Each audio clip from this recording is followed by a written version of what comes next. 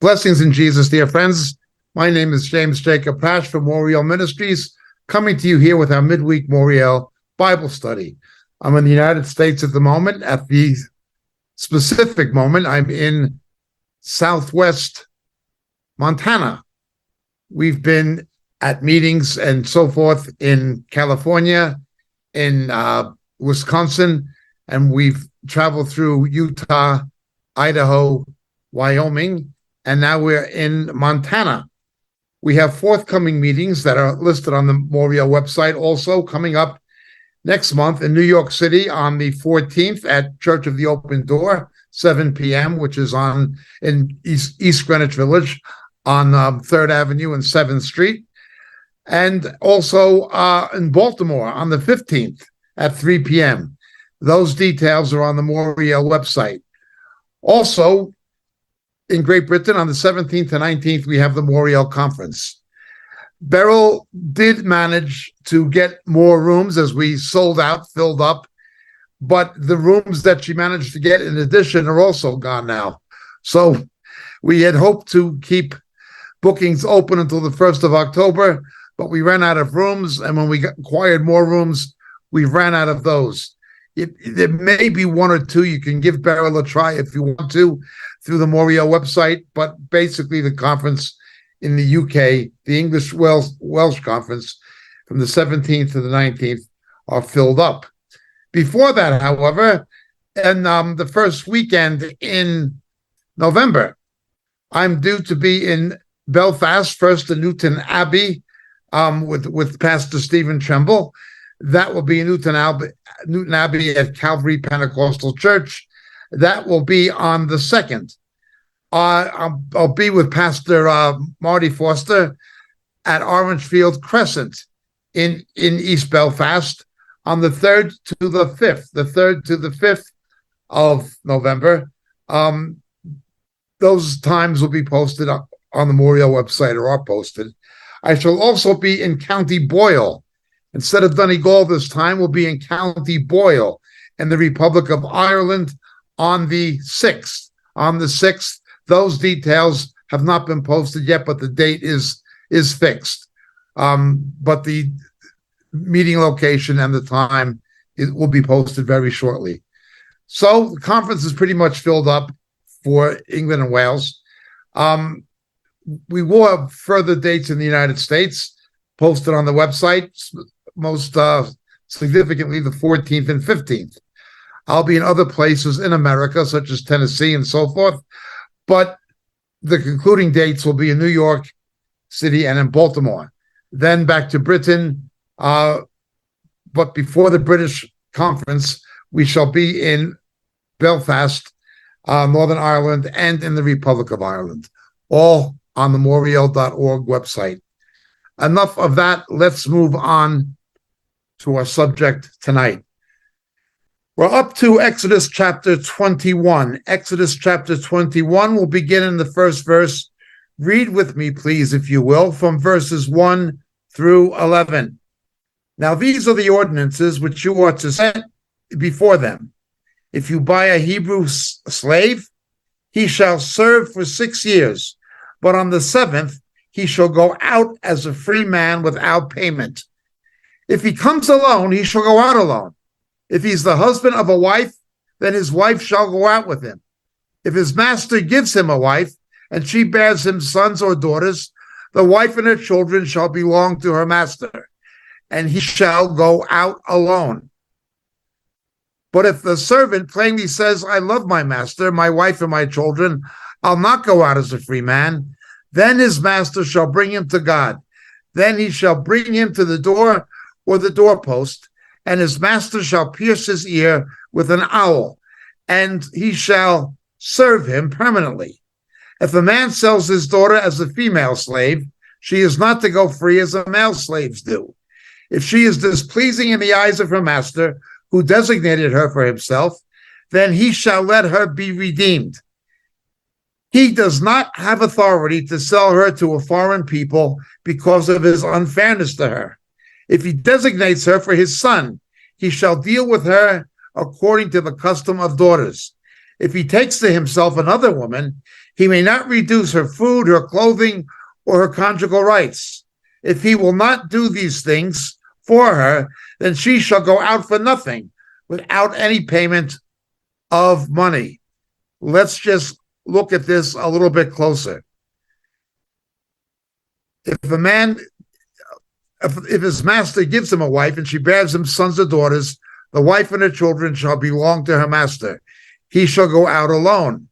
But if the slave plainly says, I love my master, my wife, and children, I will not go out as a free man.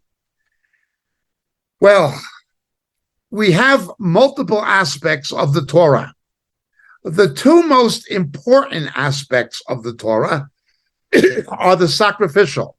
The sacrificial goes hand in hand with the festal, the Hebrew feasts. And this deals with the Levitical sacrificial system, foreshadowing the death and resurrection and the atonement bought by the Messiah and other things derivative from and associated with it. But we also have the juridical content. The Torah was the Constitution, and it was the legal code for the Jewish people, that is, at that time, the Israelite people in their own nation, for the Hebrews. This was their body of law. As we looked at last week, there were 613 commandments, but 603 were based on the 10. The Decalogue is the basis. The rest derive directly or indirectly from that. These are the ordinances. Well, it says, thou shalt not steal, thou shalt not covet, thou shalt not bear false witness. But now we get into specific statute. Remember, Israel was a theocratic state. Now, in Protestant democracies, it was always believed, beginning with Great Britain and the United States, that man's laws must be based on God's laws, that the body of law in constitutional democracies and in parliamentary democracies must derive from Judeo-Christian biblical principles. Man's laws have their validity because they come from God's laws. When man's laws fail to come from God's laws or contradict it, that is when we come into conflict. And that is what we have today, a conflict between man's laws and God's laws, but that's a separate subject. Even people who were deists, who were not born-again Christians, but accepted the moral value of the Judeo-Christian scriptures, such as Thomas Jefferson.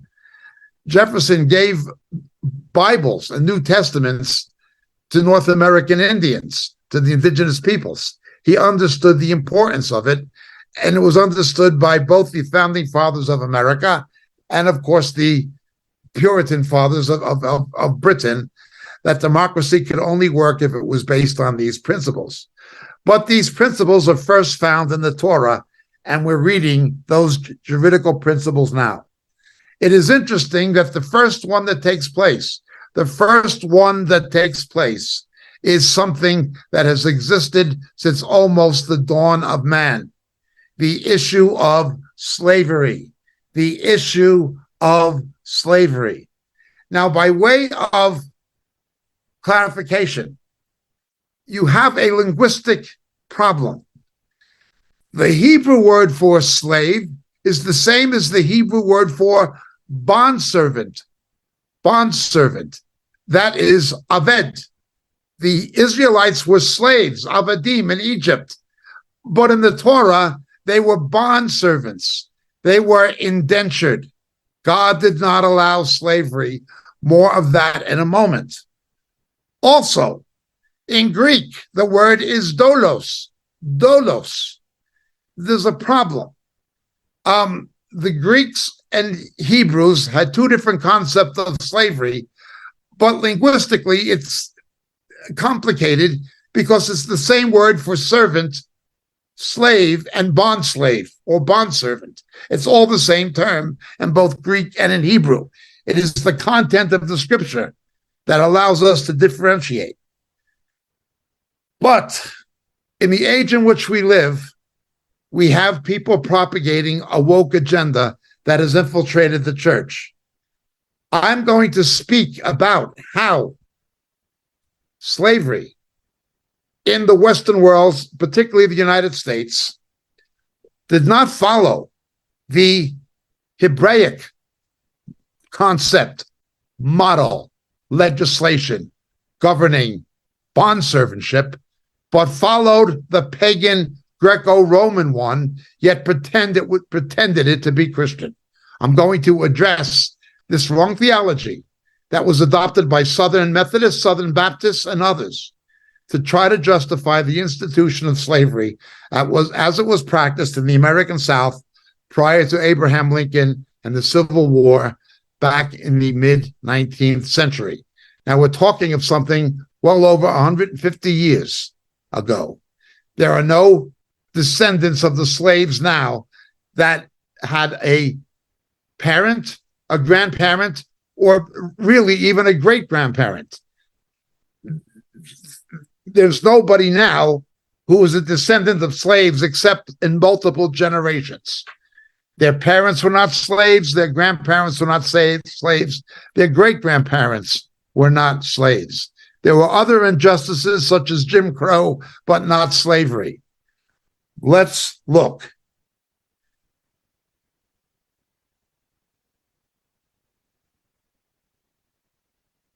What you have today, people getting into the church, trying to propagate an agenda that is politically, not theologically or spiritually motivated. Now, a number of Black intellectuals who are honest and who have Christian leanings, they may be Christians, have spoken of this and have told the truth about it. Certainly Candace Owen, a brilliant woman, has. Dr. Thomas Sowell certainly has. Larry Elder has. There have been a number of Blacks and Black Christian pastors who have told the truth. But there are others who are not telling the truth. Now, it is not my purpose to editorialize politically. I'm simply going to state certain facts. I want to show how the scriptures were distorted and misapplied in the American South during the age of slavery. But I do not want that to be in any way confused with or equated with the present woke agenda and those who are trying to import it into the body of Christ. Let's begin at the beginning. Slavery. Slavery in Africa was not begun by white people. Slavery in Africa was begun by Black people. And there were people called Barbary pirates. The first military conflict the United States had outside of the United States was with the Barbary pirates of North Africa, who were seizing American ships as well as European ships and taking people as slaves. These were Muslims. These were North African Muslims. Okay. You had Muslims from Turkey, from the Ottoman Empire. You had Muslims from the Barbary coast of North Africa engaging in the enslavement of white people. The idea that only white people enslaved Africans is false. Africans enslaved white people. Africans enslaved each other. The slaves that were bought to the United States and transatlantic to Brazil and to the West Indies were already slaves. They were sold to European, mainly British and French slave traders by tribal chiefs and village chiefs. Sometimes it was their own people from their own tribe. Very often it was people from rival tribes who they captured, but they were already slaves. No Caucasian ever went out to Africa, into the bush or the jungle and abducted Black people. That's not what happened. It never happened. These people who were bought across the Atlantic on slave ships were already slaves owned by black African slaves. They were purchased, often for cheap goods and for liquor, rum, whatever, sometimes money, but they were already slaves, and a very cheap price was a value was affixed to them by their native African owners who were tribal chiefs and village chiefs. That is the truth of it. Now, there were two slave trades in sub-Saharan Africa, the Sahel and below. There was the East African trade and the West African trade. The bigger of the two was by far the East African trade. It is where Islamic countries, Arab countries, bought black African slaves from East Africa up to the Middle East and to North Africa. The common practice was emasculation. They would castrate the males. Hence, because the slaves had no capacity to reproduce in captivity, the demand for more and more slaves mushroomed. Thus, the East African slave trade was bigger than the West African slave trade, which saw the slaves come to mainly Brazil, the Caribbean, and the southern United States, or what would become later the southern United States. Then it was the colonies. Okay? So East Africa was a lot better. The West African slave trade, carried out by the British and French, was abolished. It was abolished in the British Empire, quickly followed by the French in the early 1800s. Within 30 years, there was emancipation, followed by a constitutional amendment after the Civil War, abolishing it in the southern United States. Remember, as Candace Owen and others have said, white Europeans did not begin slavery in Africa. They ended it. They ended it. It was white Europeans who ended slavery. They did not begin it.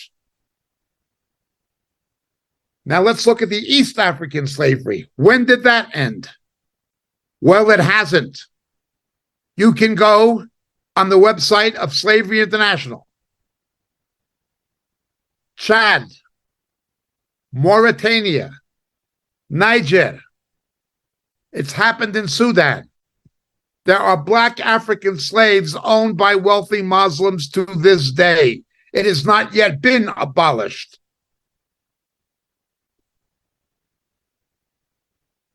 In the Muslim world. It was only abolished in the Judeo-Christian world. It still goes on. Yet, the woke people are up in arms about what happened, something that ended over 150 years ago, and talking about compensation as if they're a victim of something that happened before their grandparents were born. But say nothing about the enslavement of black people, including black children, still going on in Islamic countries. That is hypocritical in itself. I'm reminded of Muhammad Ali, the boxer. I saw him once. His original name was Cassius Clay from Kentucky. Many black families in Kentucky named their sons Cassius, not after the famous Roman politician, but after an abolitionist in Kentucky, the leader of the abolitionist movement in Kentucky, who crusaded against slavery and campaigned for the freedom of slaves in Kentucky.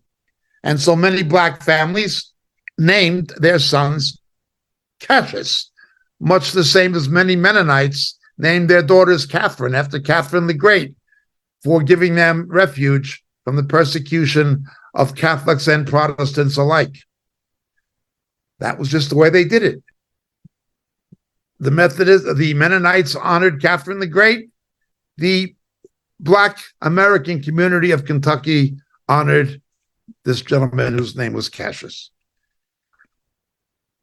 Yet, Cassius Clay becomes Muhammad Ali. He said Cassius is a white person's name. He wants a black Muslim name, ignoring the fact that to this day, black Islamic nations have black slaves. And according to the Hadith, Muhammad owned black slaves. Muhammad referred to black Africans as raisin heads, according to the Hadith. They don't tell you this because it's not about history or about truth. It's not about justice. It's about political manipulation. Why should people be concerned about something that was abolished 150 years ago, given the fact that it's still going on? They're up in arms about something that happened in the southern United States.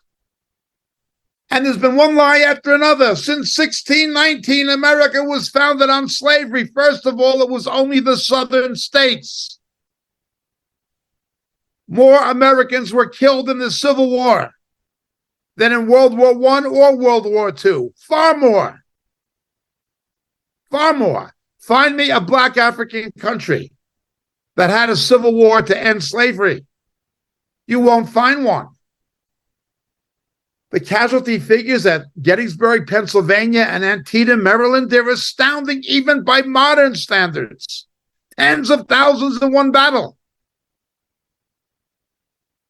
It was only the southern states. And not all Southerners owned slaves, and some did not even approve of it. But that is not the narrative. The United States became an industrial power and a major economic power on the global scale because of industrialization. That did not take place in the South. The South was largely agricultural. The Industrial Revolution that began in England took root in the United States in the Northeast and the Midwest. A black slave had capital value. A black slave was worth a couple of $1,000s. You didn't want to lose a slave. But an Irishman or a Chinaman, they had no value. Get the Irish to dig in the coal mines. Get the Irish to work in the sweatshops. Get the Chinese to do the blasting in the Sierra Madre Mountains in California for the railroads. Who cares if a Chinaman gets killed or an Irishman gets killed? They have no cash value, but a black did. America became a major economic power because of industrialization, and the exploitation was largely against Irish and Chinese in the West.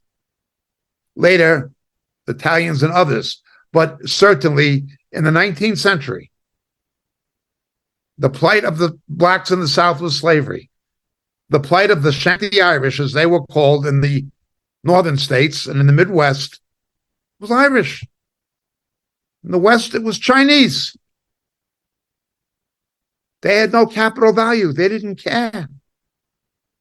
When the canals were dug in New Orleans, there was a lot of landslides, and a lot of people drowned and were killed, but they didn't use black slaves to dig those canals. They brought Irishmen from up north because nobody cared if they died. The Irish were mistreated in Britain. They came to America and were mistreated again. The same kinds of things that happened. You have the slaughter of black regiments in the Union Army. They'd send the blacks in first very often, and they would be decimated by the Confederates. High casualties. Well, it was the same with the Irish. They had Irish brigades.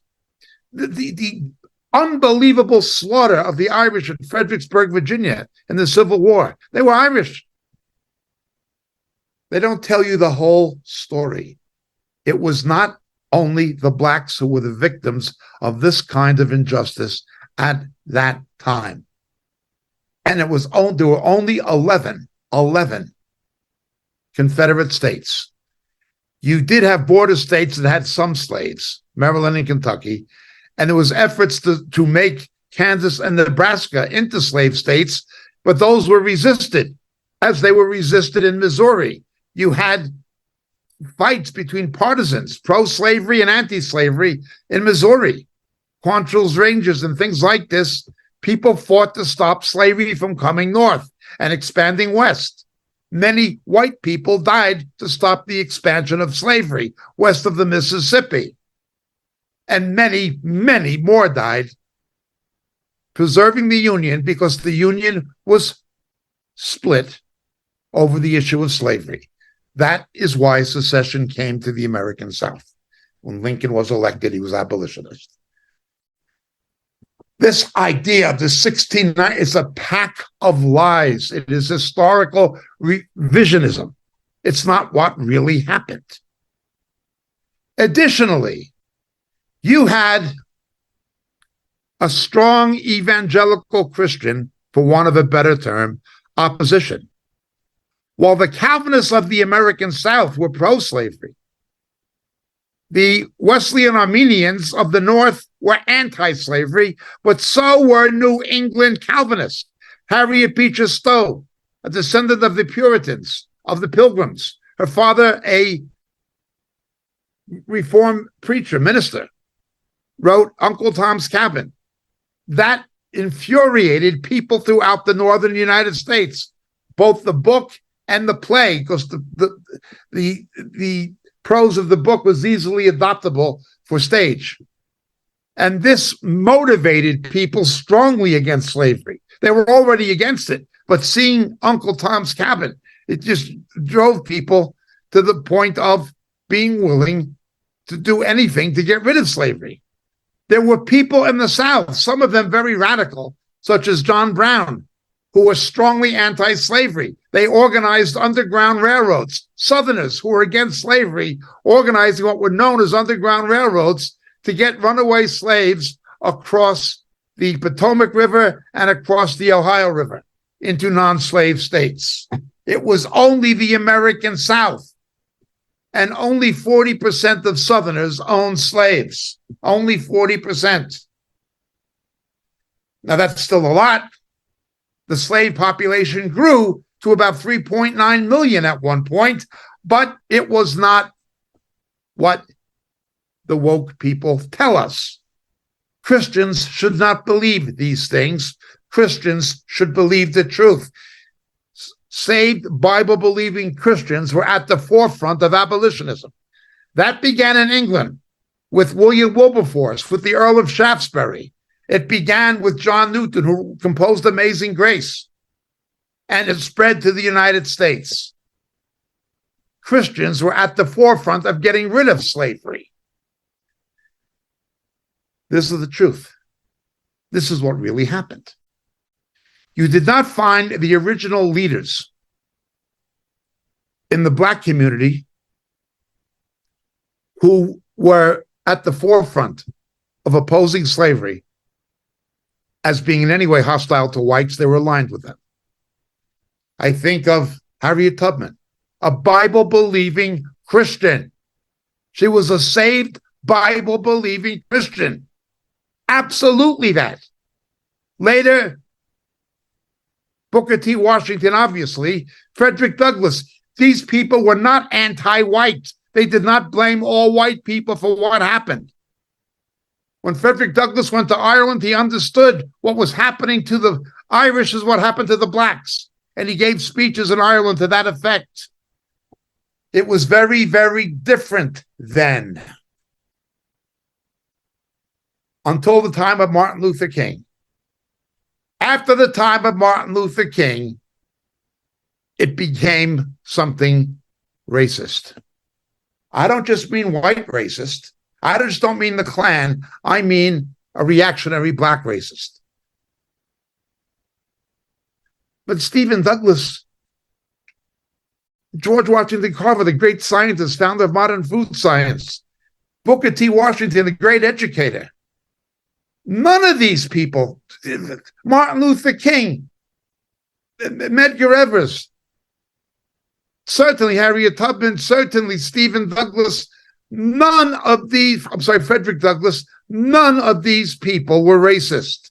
None of them blamed all white people. They understood it was economically motivated phenomena of the American South. Now let's go back to the transatlantic slave trade from West Africa, from places like Nigeria. Let's look at it. Most of those slaves were brought to Brazil or to the West Indies by the British and French. Most went to South America or the West Indies. Of all of the blacks sold outside of Africa, of all of the blacks sold as slaves, they were already slaves, but sold as slaves outside of Africa, only 6% came to the southern United States. 6%. Where was the other 94%? Go look in Black Africa. Look at the Islamic countries of Africa. Look at Niger. Look at Chad. Look at Mauritania. They're still there. And they needed more and more because they emasculated them. They couldn't reproduce, as opposed to what happened in the West Indies, South America, and the southern United States. They were not emasculated. They were bred in captivity, as it were. Some of these religious pretenses that have come about have been absurd. One of which was Rastafarianism, where smoking ganja was seen as a sacrament. And Haile Selassie was seen as the Christ. Now, his own family denies this. He was a member of the Ethiopian Orthodox Church, which has a combination of ancient Judaism and Christianity. It blends ancient Judaism. They have replicas of the Arks of the Covenant, even, with Coptic Christianity. This was the religion of Haile Selassie. His own family testifies to that. He did not claim to be Jesus. And he did not advocate smoking cannabis. But the whole reggae music and all this stuff, this was the religion. With the dreadlocks. Most of the Rastas who came to Ethiopia returned back to Britain and America. They couldn't take the African lifestyle. Life was too difficult. They were better off living in the West Indies or in London, England, or somewhere where they came from. They said the experience of the blacks in the United States and in the Caribbean, particularly the Caribbean, was the Babylonian captivity.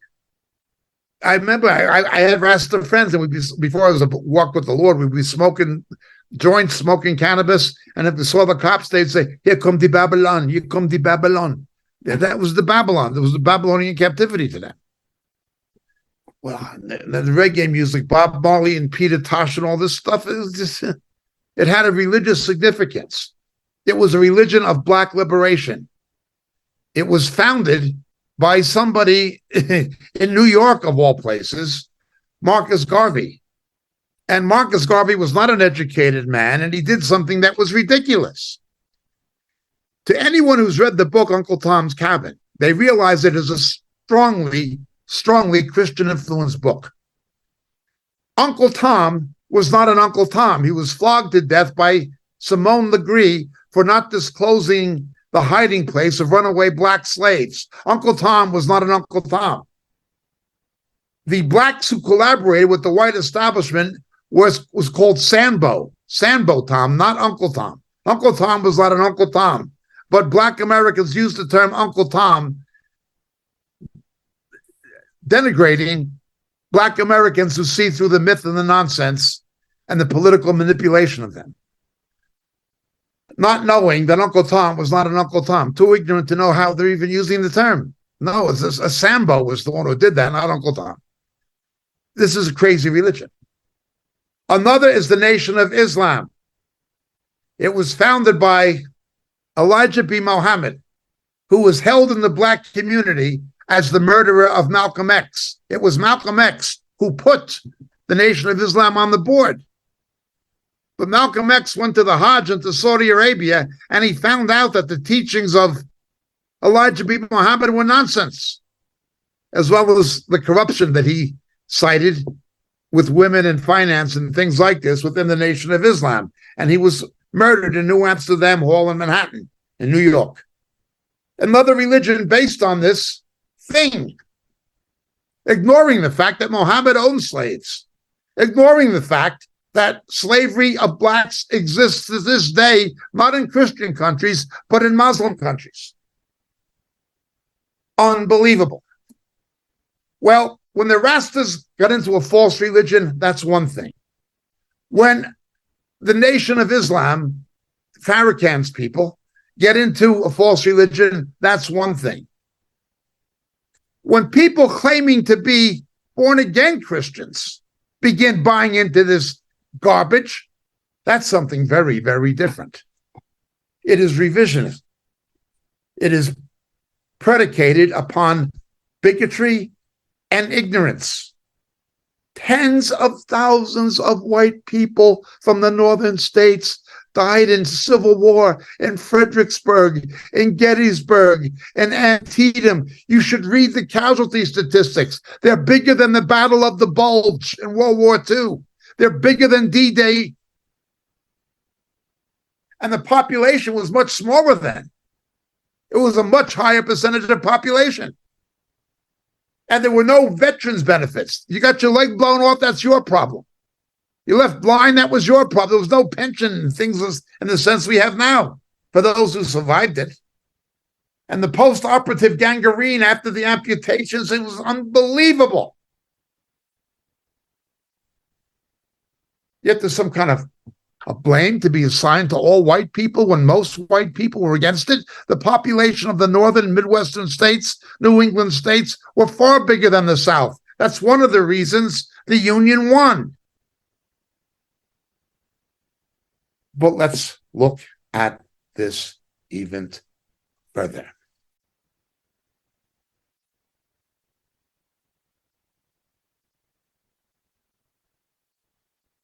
Oh, look at the plight of black people in America and how disadvantaged they are. That's what we're being told. And this is supposedly the collective fault of white people. White racism, systemic racism. Well, before civil rights, before the early 1960s, people don't realize how bad it was. I remember driving to Florida with my parents through the Jim Crow South when I was a kid. And I remember restaurants white only, billboards, this is Klan country. And I remember black people living in huts with no running water or electricity in the United States. 80% of American blacks live below the poverty line. Today, only 20% of American blacks live below the poverty line. The things driving black poverty now are absentee fatherhood and a school system designed to fail, but I digress. To blame systemic racism for a moral breakdown?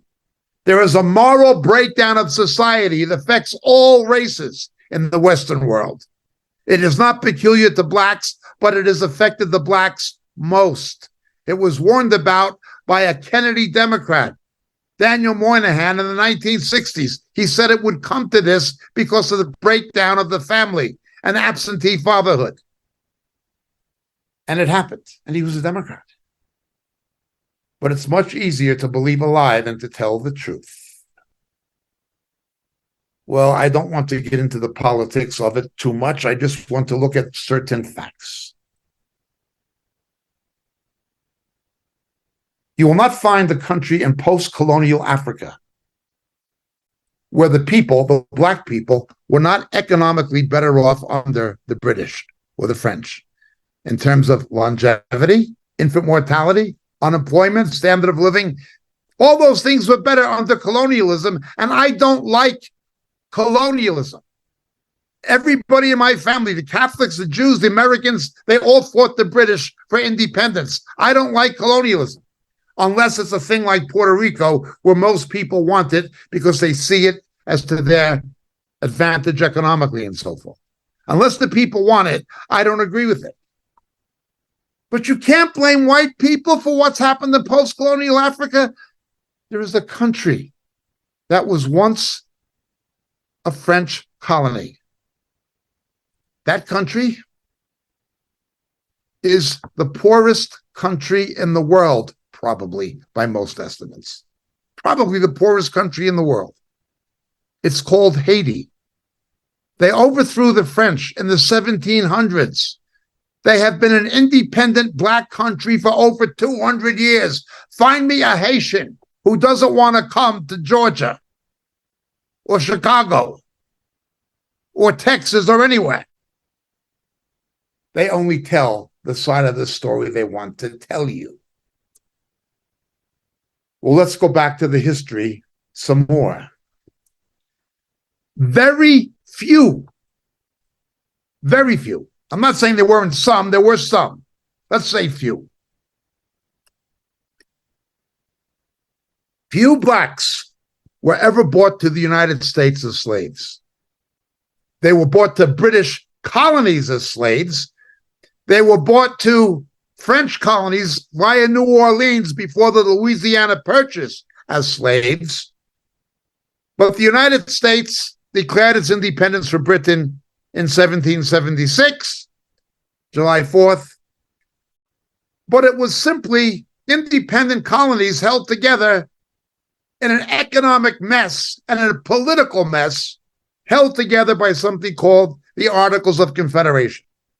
Not until 1787 did the United States come into existence as a constitutional democracy, a constitutional republic. That happened in 1787. The United States became a constitutional republic. It really came into its existence as a nation, formally speaking, in 1787. Slaves were still being brought to the United States. But by 1800,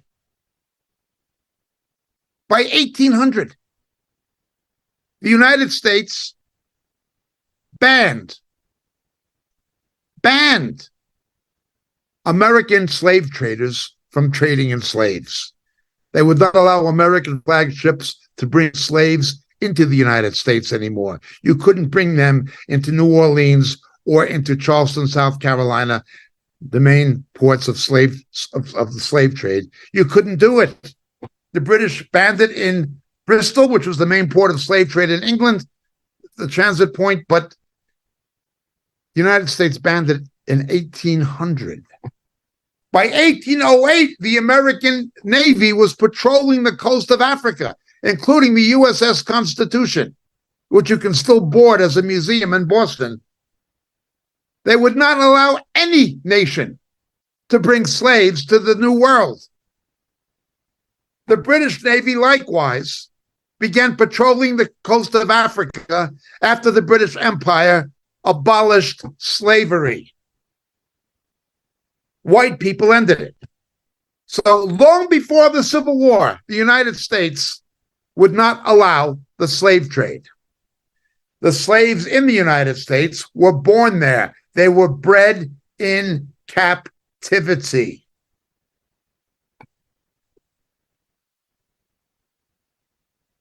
But at a very early point,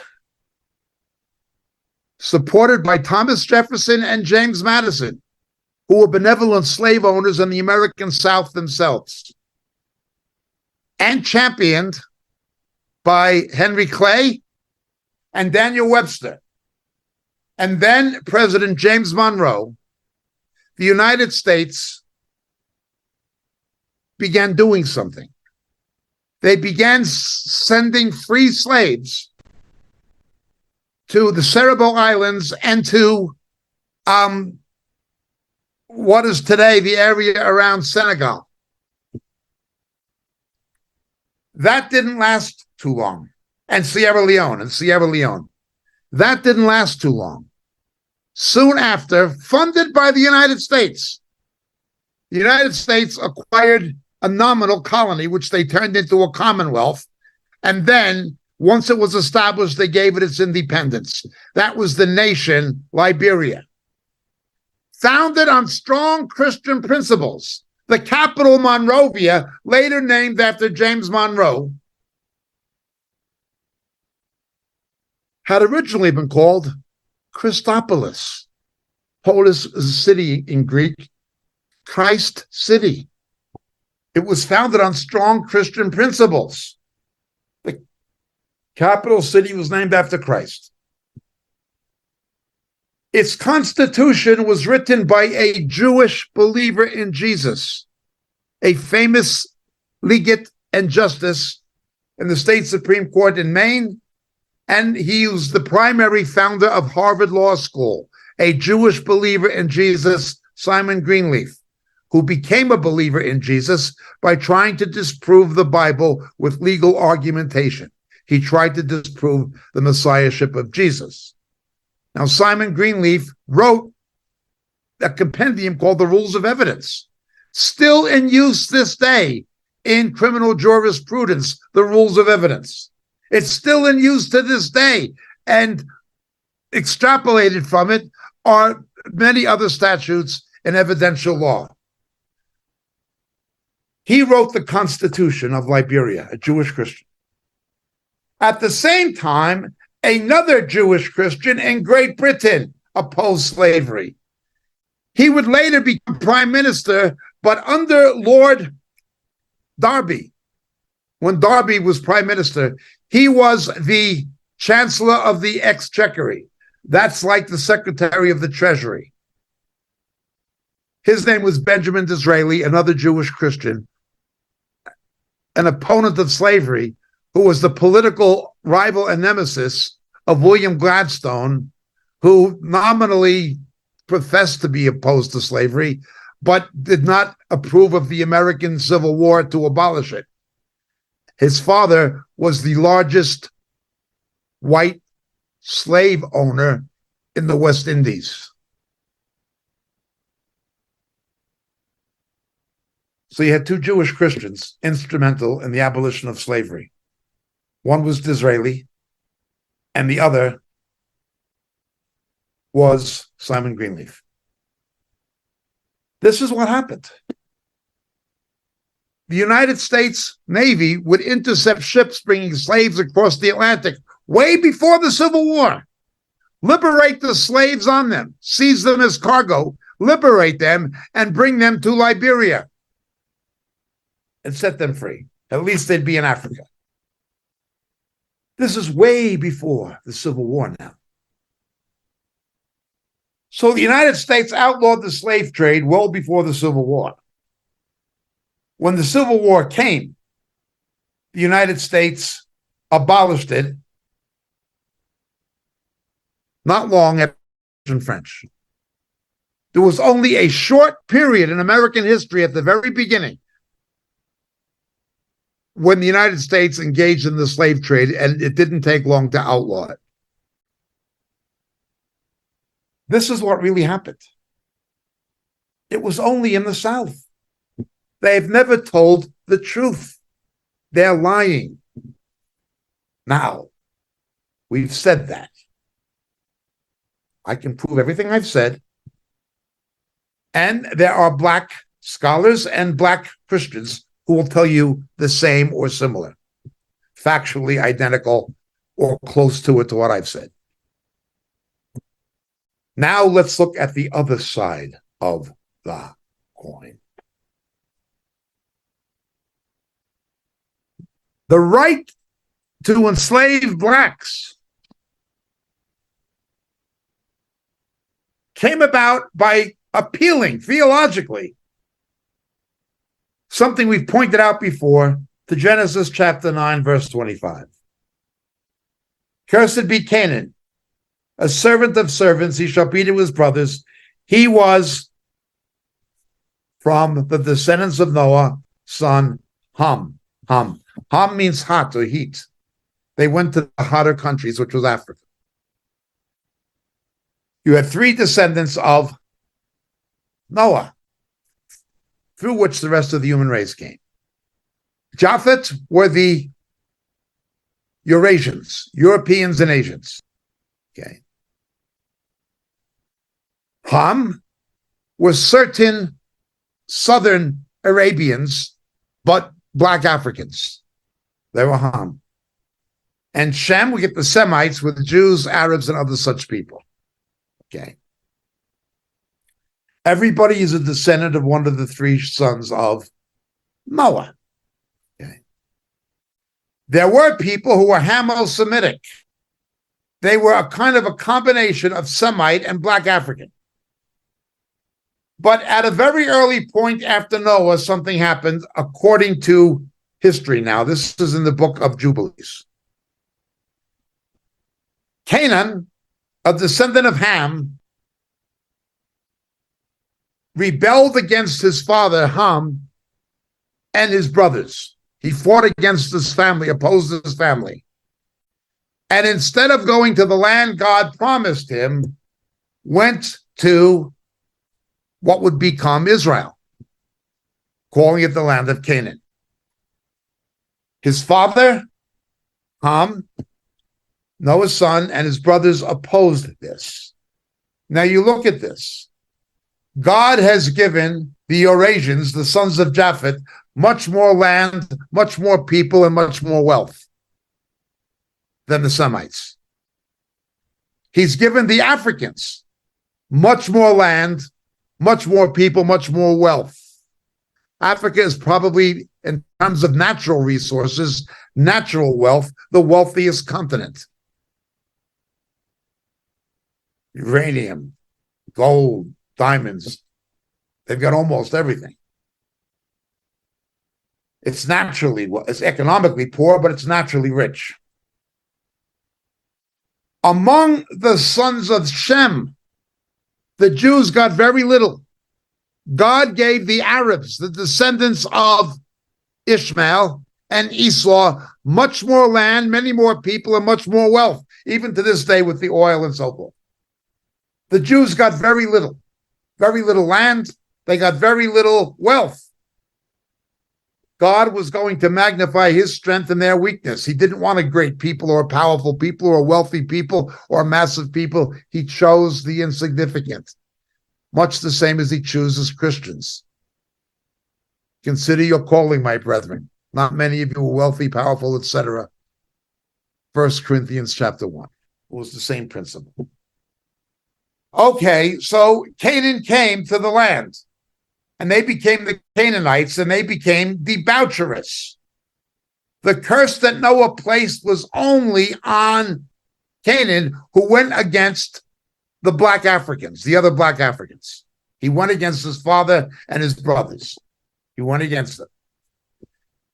Abraham was around from the time of the Canaanites. We're told when Abraham first came to the land, when God brought him there, that the Canaanite was in the land, already in the land.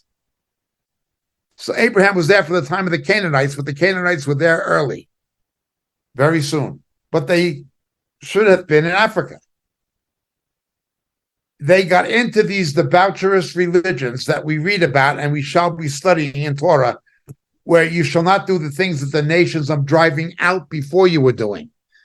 Bestiality, homosexuality, pedophilia, idolatry, things of this nature were the practices of the Canaanites.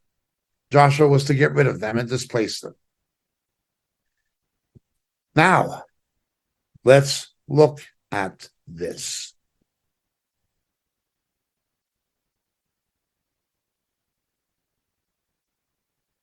How they could take that about a reprobate son of Ham, the founder of the black race, who went against Ham, went against his father and his brothers, and make that a justification for the subjection of blacks is theologically ridiculous. But to make it worse, what they would do, what they did do, the plantation owners of the American South, some were more benevolent than others, but some were downright cruel. What they did was they took the Greco-Roman pagan version of slavery, not the Hebraic one. God did not allow slavery among his people.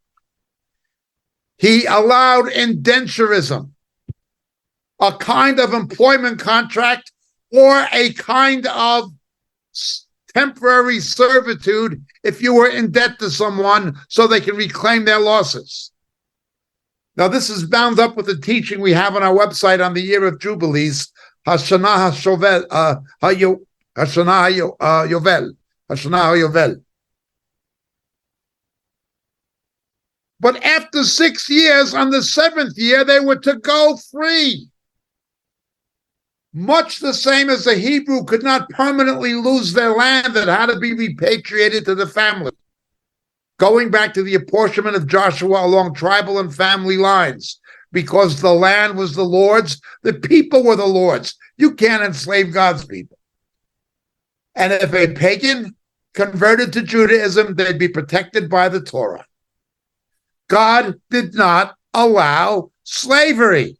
He shall go as a free man on the 7th year without payment. He doesn't have to give you anything. He's free. It is indenturism.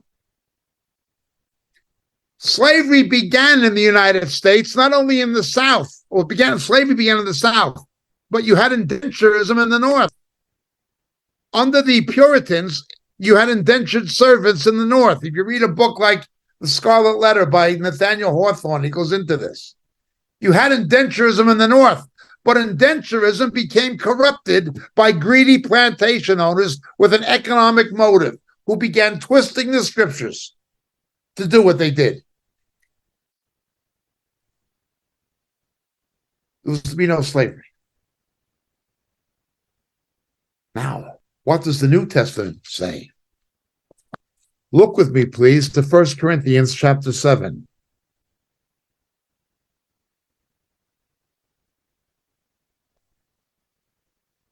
Verse 21. Paul writes, "Were you called while a slave? Do not worry about it.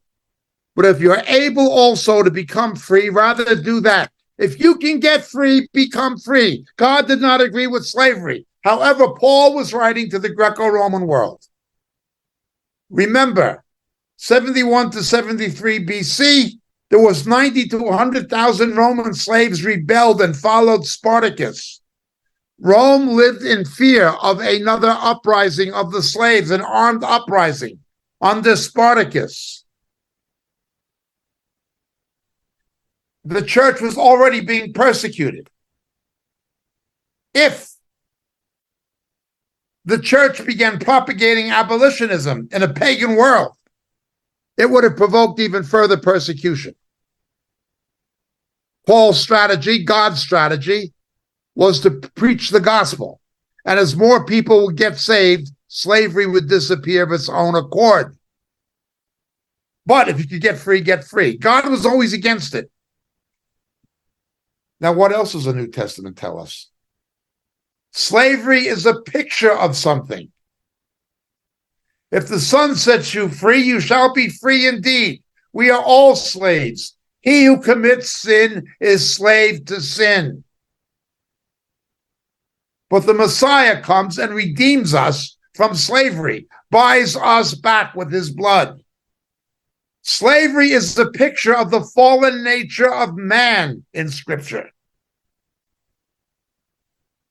God didn't want man fallen. That's why he didn't want slavery. He who commits sin is slave to sin. God was committed to set the captives free. He set the Hebrews free from Pharaoh, and he sets us free from sin. He was against it. He never wanted it. But you had these people, took indenturism, and corrupted it along racial lines to line their own pockets. If he comes alone, he'll go out alone. If he's the husband of a wife, he shall go out with him. Then his wife will go out with him. He couldn't keep her either. But if his master gives him a wife, if he he gets a wife from the owner and she bears him sons and daughters, the wife and the children shall belong to the master. He shall not go out alone. But if the slave plainly says, I love my master, my wife, and my children, I will not go out as a free man. Notice, I love my master, my wife, and my children. He comes to the doorpost. Now, the lentils of the doorpost are where the blood of the lamb was applied, wasn't it? It's called mezuzot.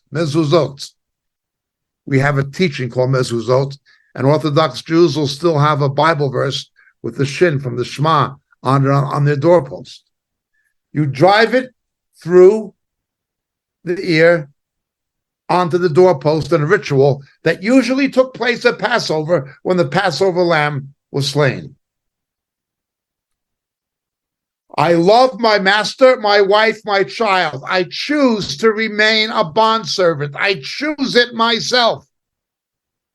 Contrary to Calvinism, and many of the proponents of slavery were Calvinists. There were anti-slavery Calvinists in England and in New England. But the Southern Baptists, the Southern Methodists, they were Calvinistic, as opposed to the followers of Wesley, who were all united in their opposition to slavery. Now let's understand this. God does not force people to become believers. He who commits sin is slave to sin. No, I don't want to be a slave to sin. I want to be redeemed. I want to be a bondservant of the Lord. I choose to follow Jesus Christ. And I want my family to do the same. My master, Bali, Jesus is Lord. My wife, my children. That's the way it goes. God, your wife, and kids. You're to choose it. God does not create some for heaven and some for hell. He foreknows the future, but he doesn't create people to go to hell. And he doesn't force people to become believers, as hyper-Calvinism teaches.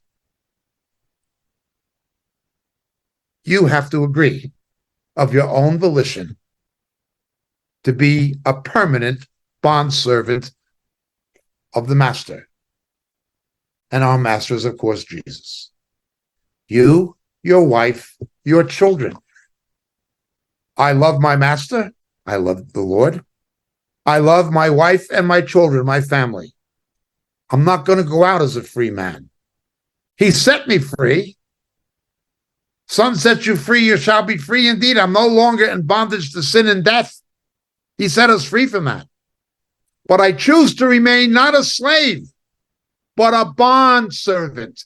It's something I freely enter on my own cognizance and my own volition.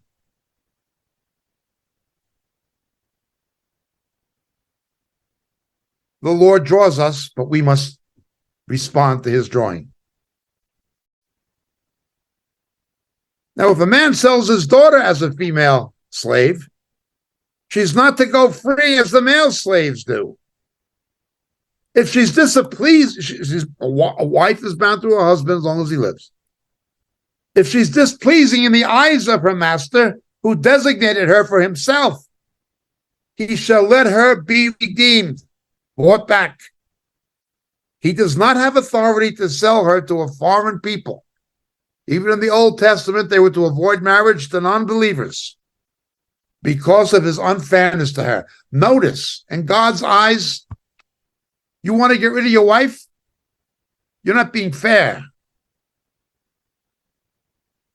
Now, the New Testament, of course, does not allow divorce, except in the case of porneia.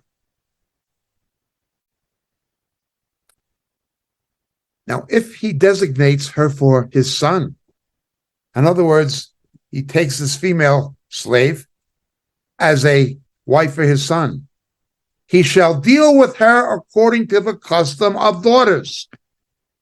Your daughter-in-law is the same as your daughter. You must love her and treat her the same as you would your own biological daughter. You acquire her as a bride for your son. That's it. Now understand, Sarah called Abraham Lord, owner. The Hebrew word for master is Baal. The Hebrew word for husband is Baal. A wife is a husband's possession. The husband's the head of the wife as Christ is the head of the church. The church belongs to Jesus. It's his possession. And reflective of that, the wife belongs to the husband. Now, there were rules. In this bondservantship, you couldn't mistreat them. You knock their tooth out, they don't have to wait for the 7th year. They're free if you even knock their tooth out. They had the same Sabbath, Shabbat rest.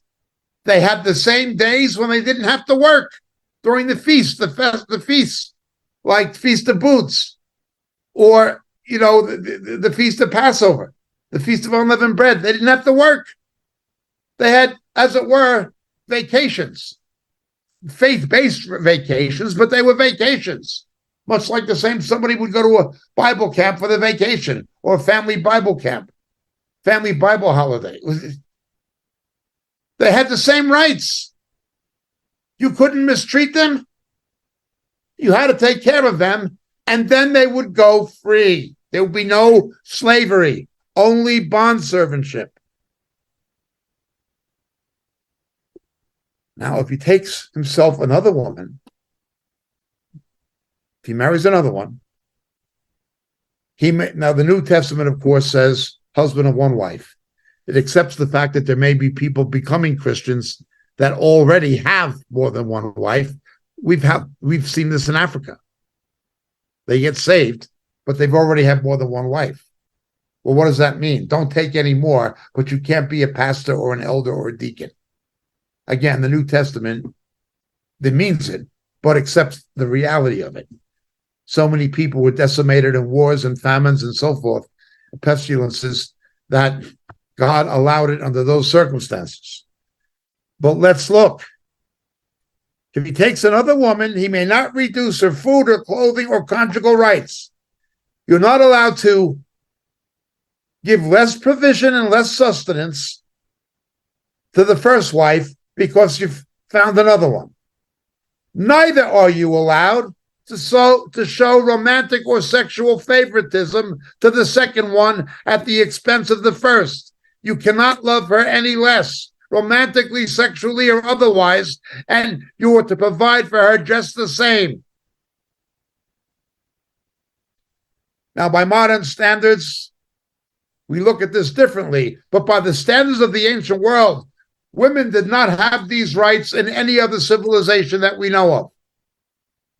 And slaves had none of these rights in any other civilization we know of. God did not allow slavery.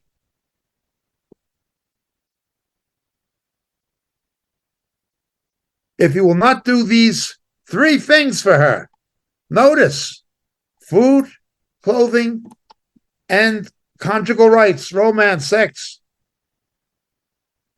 then she shall go out for nothing, without payment of money. You've treated her unfairly. Well, the slaves of the American South were bred in captivity. They divided families. They took a black man as a stud from the field, and they used him to impregnate black women to breed more slaves because the government would not allow them to buy them from Africa anymore, even before the Civil War. A black man was a stud. After he finished what he needed to do procreatively, put him back in chains in the field. Well, what happens now? What do these people do? They've replaced the black husband and father with a welfare check. Absentee father. The arrest rate, the imprisonment rate, the incarceration rate. Now, I know Donald Trump tried to redress some of this, but not again, I'm not making a political statement, I'm just stating fact. But the same thing. They're doing the same thing they always did. Using a black man as a stud, not as a father and a husband. Split up the families. That's what's going on. So not only did the plantation owners of the American South do this to blacks, by turning away from God, blacks do it to themselves. And not only blacks, but we're talking about slavery now.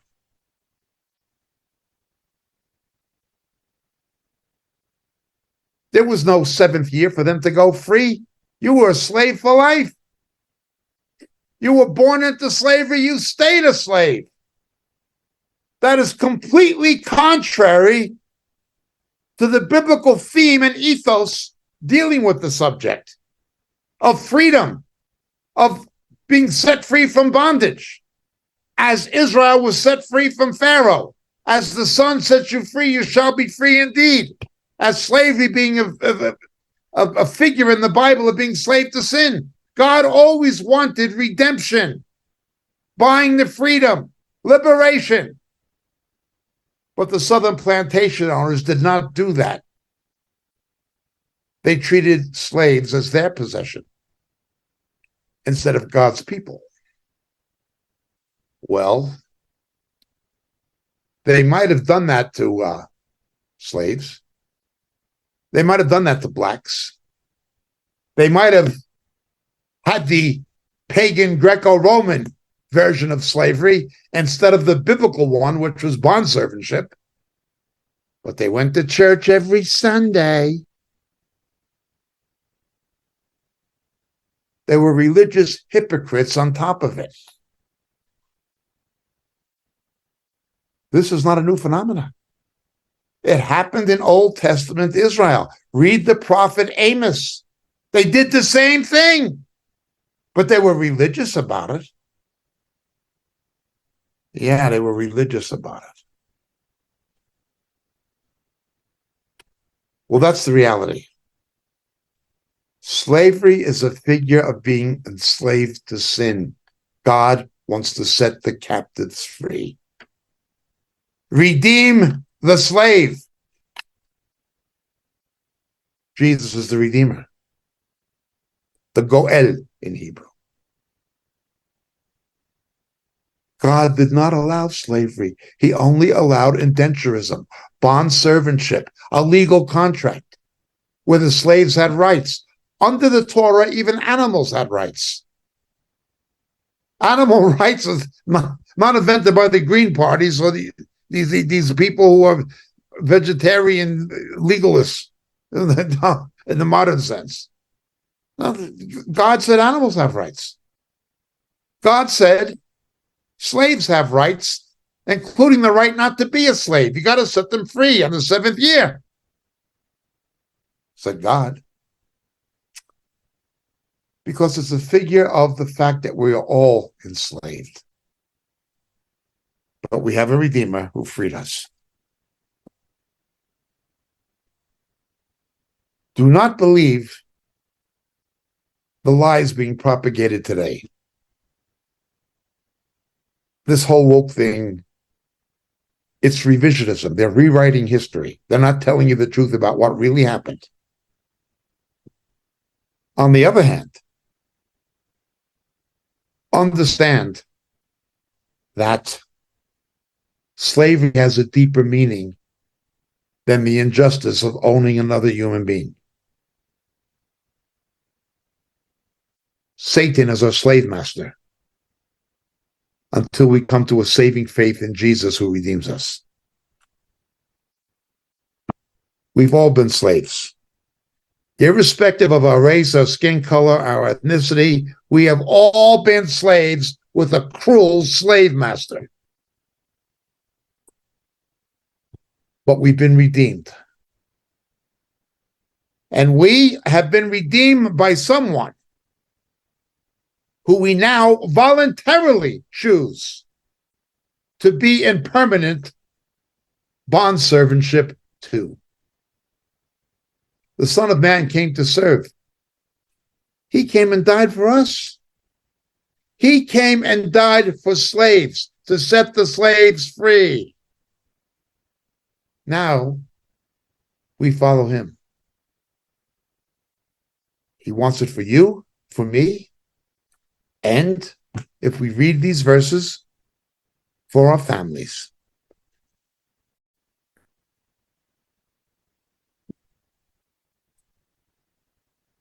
The first issue in the juridical portion of Torah that God addresses is the issue of slavery. Its ugliness, its injustice, and why God is against it. Why God was an abolitionist. Why?